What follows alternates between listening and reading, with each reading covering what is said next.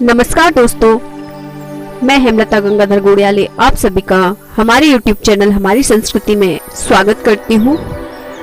आप सभी को एक ऐसे सम्मेलन के बारे में हम बताने जा रहे हैं जो हर वर्ष होली के अवसर पर होता है। मूर्ख सम्मेलन जो ग्वालियर शहर के हृदय स्थल महाराज बाड़े पर आयोजित किया जाता है। इस सम्मेलन में दूर दूर से सारे कवि इकट्ठे होते हैं और अपनी हास्य काव्य से पूरे ग्वालियर को मूर्ख सम्मेलन में मदहोश कर देते हैं। आज हम ग्वालियर के पूर्व विधायक एवं बीज निगम के अध्यक्ष मुन्नालाल गोविंद साहब को हम महामूर्ख का खिताब देंगे। मैं महामूर्ख सम्मान के लिए हमारे गोविंद जी को पहनाए।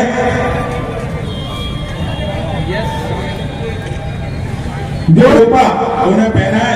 ये ग्वालियर का महामूर्ख का टोपा है, ग्वालियर पूरे अंचल का टोपा है जो आप ग्वालियर वासियों की तरफ से हम गोविंद साहब को पहना रहे हैं। जोरदार तालियों के साथ इनका स्वागत। मैं मोहन जी से अनुरोध कृपया भाई डॉक्टर लता सुरंजली को भेंट करेंगे।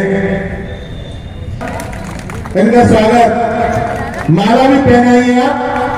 अरे आप अपने हाथ से पहन लीजिए प्लीज।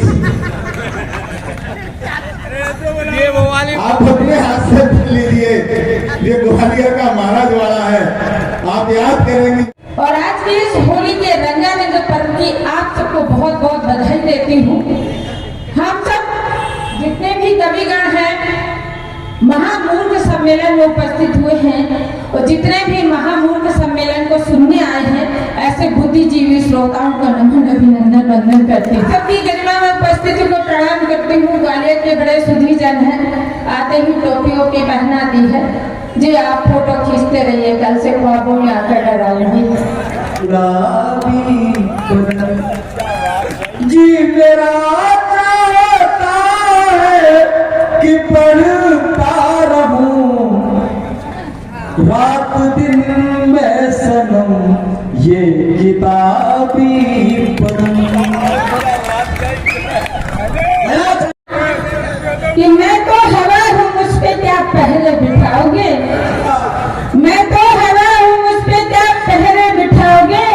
अरे महसूस ही करोगे कभी छू न पाओगे। लगता है आप समझ में आए।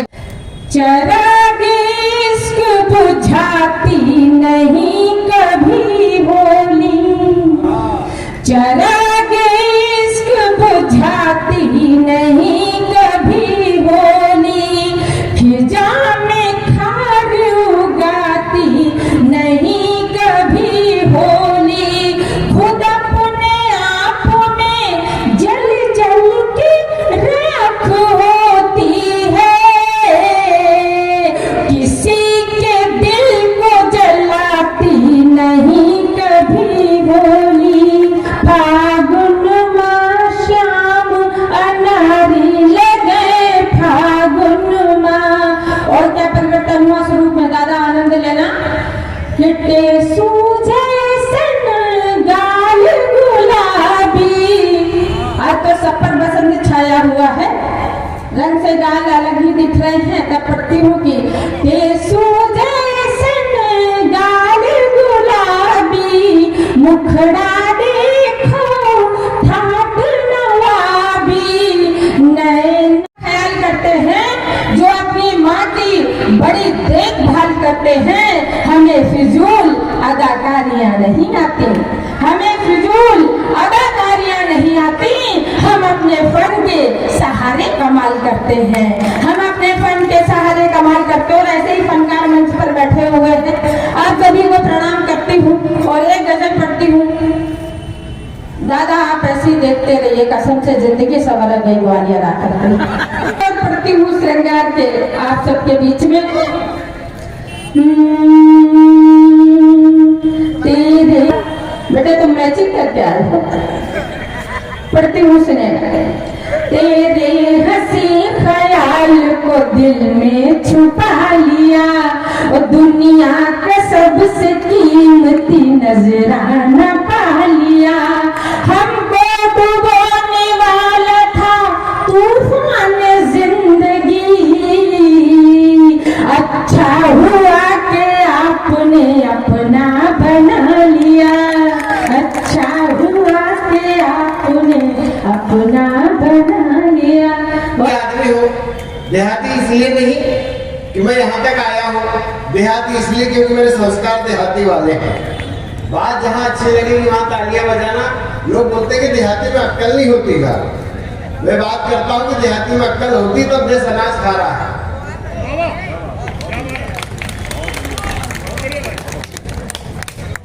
देहाती एक छोटा सा परिचय में अपनी बात अपने अंदाज में करूंगा। मजे से सुनना, मस्ती में सुनना, कोई ज्यादा टेंशन लेने की जरूरत नहीं है। लोग बोलते हैं देहाती में अक्कल नहीं होती, साहब देहाती की अक्कल होती है, थोड़ी सी दूसरे टाइप की होती है। होली की आपको फिर से शुभकामनाएं देता हूँ। मेरे जो दोस्त बैठे, अरे जितने लोग बैठे, आप जब भी अच्छा लगे तालियां बजाना, ढंग से बजाना। लोग तालियां ढंग से नहीं बजाते साहब। मैं आदरणीय पहले के जमाने में जब किसी की तबीयत खराब होती थी तो वो वैद्यराज के पास जाते थे। वैद्यराज में नाड़ी पकड़ते थे। अच्छा, उस समय तो वैद्यराज भी इतने सियाने थे कि किस नाड़ी को कितने देर पकड़ना पड़े, देखे नाड़ी देख के फैसला करते थे। ढंग की नाड़ी नहीं तो घंटों पकड़ते थे। निपटने वाले से 2 मिनट में बताते थे कि इसको निपटाओ यहाँ से।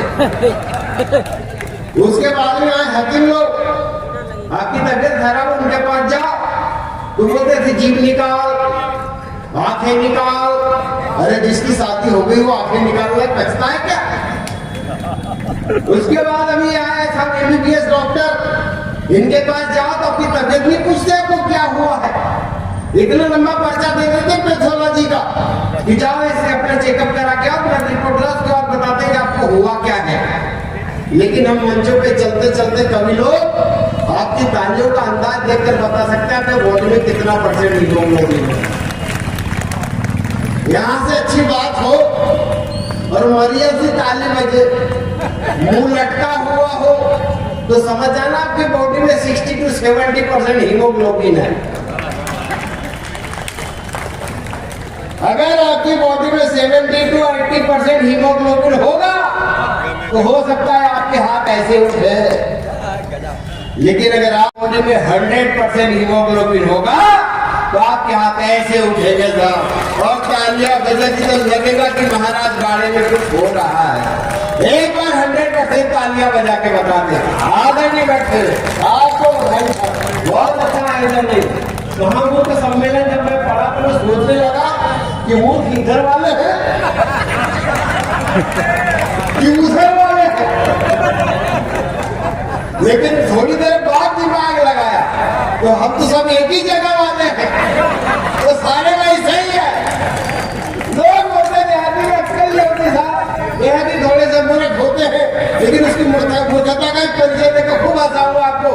मैं वादा करता हूँ आदरणीय कि हम सुनना, अगर बात देहाती की अच्छी लगे मेरे मन का आशीर्वाद चाहता हूँ कि हम देहातियों ने कड़कड़ाती ठंड, तेज धूप और भरी बरसात में फसलों को संभाले नहीं होते तो देश के मुंह में अनाज के निवाले नहीं होते। देश के मुंह में अनाज के जो भाभी ने मना किया कि तालियां बजाने, ये किसी प्रेमिका से मिल के आया, उसने बोले कि ज्यादा जोर से बजा। अनाज के निवाले नहीं होते। ऐसा नहीं कि हम देहातियों के जीवन में गम नहीं होता, मगर ये सच है कि किसी भी देहात में कहीं भी वृद्धाश्रम नहीं होता। किसी भी देहात में वृद्धाश्रम नहीं होता। किसी भी देहात में वृद्धाश्रम नहीं होता। तकलीफें सहते हैं, हम अपनी गृहस्थी संभाल लेते हैं। अरे अपने बूढ़े माँ बाप को अपने घर में ही पाल लेते हैं। अपने बूढ़े माँ बाप को अपने घर में ही पाल लेते हैं। बोलते देहाती में अक्कल नहीं होती। पिछले दिनों मेरा सिलेक्शन हुआ साहब KBC में। मैं गया मुंबई, अमिताभ बच्चन जी को पता चला, बोले तुम्हारा नाम दिनेश देहाती। मैंने कहा हाँ आदरणीय, बोले अक्कल वक्कल है कि नहीं? मेरा दिमाग खराब हो गया कि जो आदमी बालाघाट से मुंबई जा सकता है कि उसके पास अक्कल नहीं होगी। मैंने भी अपने स्टाइल में बोल दिया साहब आपसे ज्यादा ही होगी। उनका दिमाग खराब, बोले तो देहाती उससे बात ज्यादा कर रहा है। बोले मजाक मत समझो, तुमको पता है केबीसी का नियम, जब तक मैं तुम्हारा यहाँ पहले ऑडिशन लूंगा, ऑडिशन में तुम पास में तो हॉट सीट पे जाने मिलेगा, वरना यहीं से घर लौटा दूंगा। अपन देहाती साहब कॉन्फिडेंस तो रखते हैं। मैंने कहा मैं तैयार हूँ। बोले आओ बैठो, मैं बैठ गया। बोले तुम्हारा जनरल नॉलेज में देखना चाहता हूँ। मैंने कहा देख लो, आपसे ज्यादा ही होगा। उनका फिर दिमाग खराब। मैं जो बता रहा हूँ इस घटनाक्रम के आखिरी में लगे कि मेरा नॉलेज अगर अब उस महानायक अमिताभ बच्चन से जाता है तो एक एक हाथ खोलना। मैं बैठ गया था। बोले बता तेरे करने वाले। मैंने कहा मैं आपके ही बारे में बताता हूँ। बोले सुना। मैंने कहा आदरणीय आपका नाम श्रीमान अमिताभ बच्चन, आपके पिताजी का नाम श्रीमान हरिवंश राय बच्चन, आपके माता जी का नाम श्रीमती तेजी बच्चन, आपकी बीवी का नाम श्रीमती जया बच्चन, आपके बेटे का नाम श्रीमान अभिषेक बच्चन, आपकी बहू का नाम श्रीमती ऐश्वर्या बच्चन। मैंने कहा ठीक है। बोले हाँ ठीक है। मैंने कहा अब तुम मेरे बारे में बताओ। बहुत बढ़िया, क्या बात है।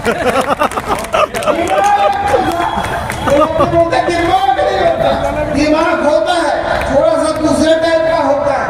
अभी एक आदमी आया, मेरा दिमाग का भेजा उड़ा दिया। महापुरुष सम्मेलन यहाँ उसने वहां बता दिया। बोले इधर आप, बोले दिनेश भाई आप बहुत यात्रा करते हो, मुझे एक चीज बताओ। मैंने कहा बता, इस मूर्खता में कुछ अकल की बात निकल जाए तो फिर आपका प्यार मिले।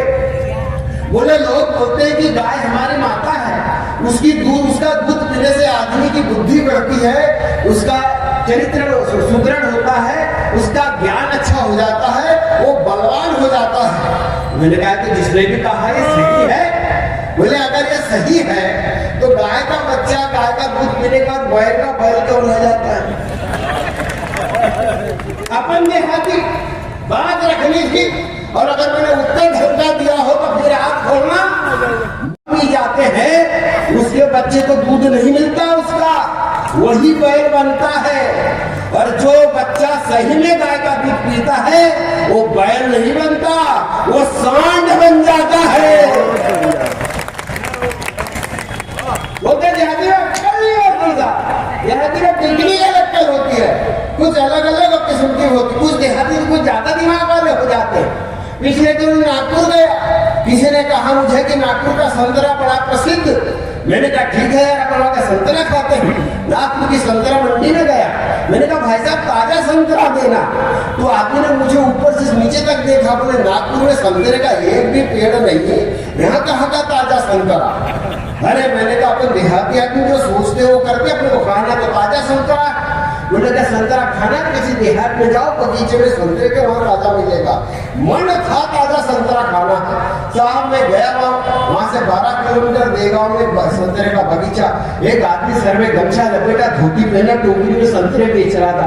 देहाती का दिमाग नहीं देखना था कैसे कैसे दिमाग है। मैंने संतरा उठाया, सूंघा, अच्छा लगा। उसे पूछा भाई साहब कैसे दिए? बोला 5 रुपए का एक। संतरा अच्छा लगा। मैंने कहा ऐसा करो 10 रुपए के 2 दे दो। तो उसी सहजता से बोला, बोले नहीं वो 5 रुपए का एक आएगा। अरे मैंने कहा मैं समझ गया 5 रुपए का एक आएगा, इसलिए कह रहा हूँ कि 10 रुपए के 2 दे दो। वो बोला नहीं 5 रुपए का एक आएगा। अरे मैंने कहा समझ गया, मैंने भाई 5 रुपए का एक आएगा, इसलिए कह रहा हूँ कि 10 रुपए के 2 दे दो। वो बोला नहीं 5 रुपए का एक आएगा। मेरा दिमाग खराब हो गया। मैंने कहा अजीब किस्म के बेवकूफ और देहाती तरीके, जब 5 रुपए का एक दे सकते तो 10 रुपए के 2 नहीं दे सकते। वो मुझमें चल पड़ा। बोले तुमने ज्यादा अकल है तो 5-5 रुपए के 2 बार नहीं ले सकते। बहुत बढ़िया। तालियां बजने वाला लगना चाहिए। दिमाग लगाते हैं। हम ऐसे जगह से आए लेकिन तब भी संस्कार की बात करते हैं। अगर इस मेरे देहाती मुझ से कुछ संस्कार की बात निकले, वर्तमान के दृश्य का कुछ चरित्र चित्र निकले, तो फिर आप मुझे प्यार देना कि मन मैला ही रहा तो गंगा नहाकर क्या करोगे? यहाँ तालियां नहीं बजाओगे। कि मन मैला ही रहा तो गंगा नहाकर क्या करोगे? घृणा की दवा प्रेम है, लहू बहाकर क्या करोगे? और दिल दिमाग दुनिया सुलग रहे हैं आग में। अरे खाक हो जाएगा तब मल्हार गाकर क्या करेंगे। देहातियों के जीवन बड़े अजीब से होते साहब। हम लोग प्रेम से रहते हैं, प्रेम करते हैं। अच्छा कुछ लोग तो इतना प्रेम करते हैं कि घर में भी करते हैं और आदिवासी में भी करते हैं। हाँ, फसलें उगाते हैं, सिर्फ खेत में नहीं उगाते, मोहल्ले में फसलें उगाते हैं। बोलिए गुरु मतलब गाँव के सब में लोग बोलते देहाती में अक्कल नहीं होती। देहाती में अक्कल नहीं होती, लेकिन कभी कभी बड़ी अजीब से अक्कल होती है साहब। कुछ लोग बड़ा अजीब सोचते हैं, मेरे देहाती में तरह वाला नहीं धरा यार। तू देहाती आदमी फसलें उगाता है, खेत जोता, तेरा कैलकुलेशन ठीक है, तेरा गणित ठीक है। कुछ देहाती बहुत इंटेलिजेंट भी होते हैं। बोले हाँ ठीक है। मैंने कहा कुछ प्रश्न पूछता हूँ जवाब देना। बोले पूछो पूछो। मैंने कहा चल आज जब मैं बैठता हूँ इधर बेड में तुझसे पूछता हूँ। मैंने कहा बता, एक खेत को 4 आदमी अगर 3 दिन में जोतते हैं तो उसी खेत को 5 आदमी कितने दिन में जोतेंगे? अरे बोले तो बेकार का प्रश्न है। मैंने कहा क्यों बेकार का प्रश्न है? बोले बिल्कुल बेकार का प्रश्न है। अरे मैंने कहा क्यों बेकार का प्रश्न है? बोले जब खेत एक बार जीत गया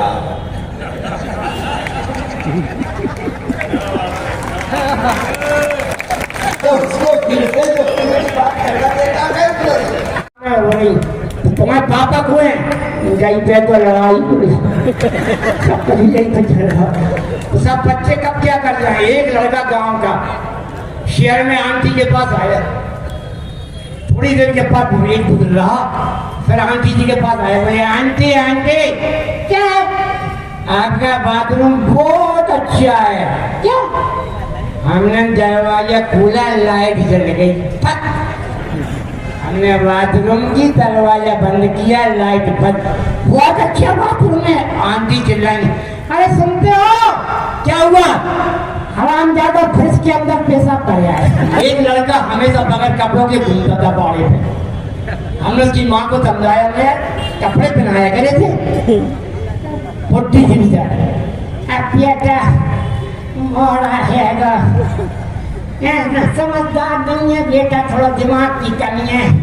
एक बार बिरैया पे पानी डाल रहा, मैंने कहा है बेटा क्या कर रहा? बोले भाई बिरैया तो धो रही है कि मैं मर गई। मैंने कहा ये धो धो के मार डालो। अरे बोले भाई धो के नहीं मरी, निचोड़ निचोड़ा हमने तो मर गई। बेटा पागल कपड़े बनाए गए। अब माँ ने बुलाया, जरा दीजिए। अरे बेटा चिंटू चाय जैसे घूमो बेटा का कोई आप तो हमने चिंटू पाओ कल अंडा दिया कर लिए। अब समझ में आ गई अगर कोई आए तो मम्मी कहेंगी बाढ़ होगा। एक बार आंटी जी आ गए तो मम्मी जोर से चिल्लाए, अरे चिंटू बेटा पाओ बंद। अंडा बियर का नारा लगा के आंटी जी के पास आया। आंटी जी नमस्ते। नमस्ते बेटा। आंटी जी कैसे? बेटा आपका बाड़ा देखने आए। अब बताओ मम्मी ने बेकार बंद करवा दो। कौन कहता है बुढ़ों में प्यार का सिलसिला नहीं होता? कौन कहता है बुढ़ों में प्यार का सिलसिला नहीं होता? और आम जब तक मजा नहीं देता जब तक सिलसिला नहीं होता। हमारी जिंदगी में 3 का बड़ा महत्व है। जिंदगी के 3 पहलू होते, बचपन, जवानी, बुढ़ापा। सही बात है। दवा 3 दिन में असर करती है। लाश 3 दिन के बाद पानी के ऊपर आता है। मेहमान 3 दिन तक अच्छे लगते हैं। आओ खाओ पियो ऐश करो, फिर लगता है कि ना जूते मारो। कैसे दिखा रहे? एक मेहमान होली में आ गया, होली परमा दोल रंग पंचमी जानी, हराम की रबड़ी, हराम की मलाई, हराम की गुजिया, हराम की पकड़ियाँ। अब दोनों पति पत्नी परेशान। तो पति बोला एक काम करो, शाम के हम दरवाजा खटखटाएंगे तुम भूलना। अपन लड़ेंगे भिड़ेंगे गालियां बकेंगे कि घबरा के भाग जाएगा। और बहुत सुनना बहुत प्यारी चीज है। शाम के करीब 6 बजे पति महोदय आया और दरवाजा खटखटाया। अब बुंदेलखंडी दरवाजे लकड़ी की बरसात में सिल जाती है। बीबी ने दरवाजा खोला, देखिए कैसे खुलता है।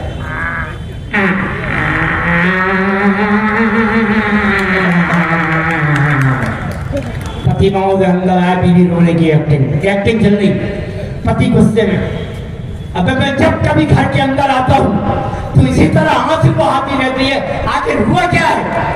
बगल वाली बाई है, बगल वाली बाई कह रही थी पागल तो करे ऐसा आदमी टेम्पू के नीचे आके मर गया, अपने कमली को मर गए। मैं सब जानता हूँ तू क्या चाहती है, मैं सब जानता हूँ।